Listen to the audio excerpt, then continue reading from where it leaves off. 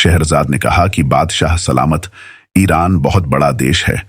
पुराने जमाने में वहां बड़े शक्तिशाली और प्रतापी नरेश हुआ करते थे और उन्हें शहनशाह यानी बादशाहों का बादशाह कहा जाता था। उसी काल का वहां का एक बादशाह बद्र था।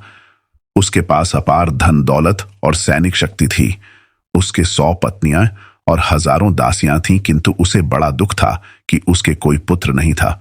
दूर दूर के व्यापारी उसके लिए सुंदर दासियां लाते। वह उनसे पुत्र प्राप्ति की इच्छा से भोग करता।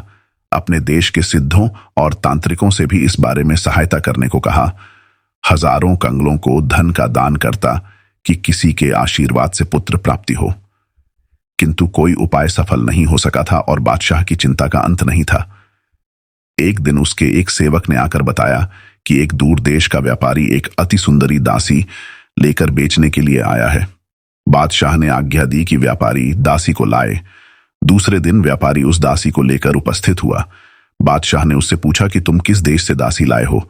उसने कहा, मैं बहुत दूर देश की बांदी लाया हूं। आप उसकी सूरत देखेंगे तो यह पूछना भूल जाएंगे कि वह कहां की है। बादशाह ने कहा कि उसे दिखाते क्यों नहीं। व्यापारी ने कहा, मैं पहले आपकी अनुमति चाहता था।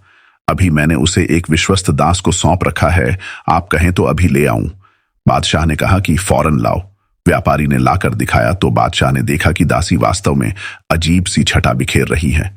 गौरवर्ण, कुंचित केशी, सुडौल शरीर वाली दासी थी, जिसका चेहरा नकाब के अंदर से भी सौंदर्य की किरणें सी बिखेर रहा था।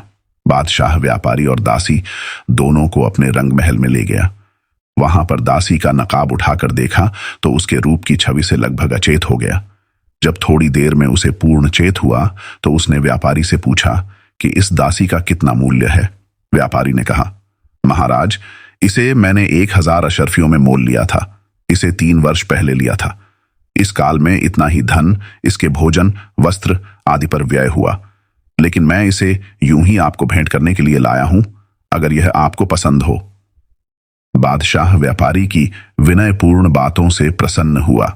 वह बोला, हम किसी से यूं ही कोई वस्तु नहीं लेते और जो चीज हमें पसंद आती है उसके दूने चौगुने दाम भी दे देते हैं। ये दासी हमें बहुत पसंद है। हम इसके मूल्य के तौर पर तुम्हें 10,000 अशर्फियाओं देंगे।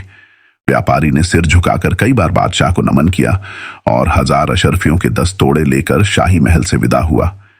इधर बादशाह ने कई दासियों को बुलाकर आज्ञा दी कि इसे हम्माम में ले जाओ और नहला धुलाकर अच्छे कपड़े पहनाओ।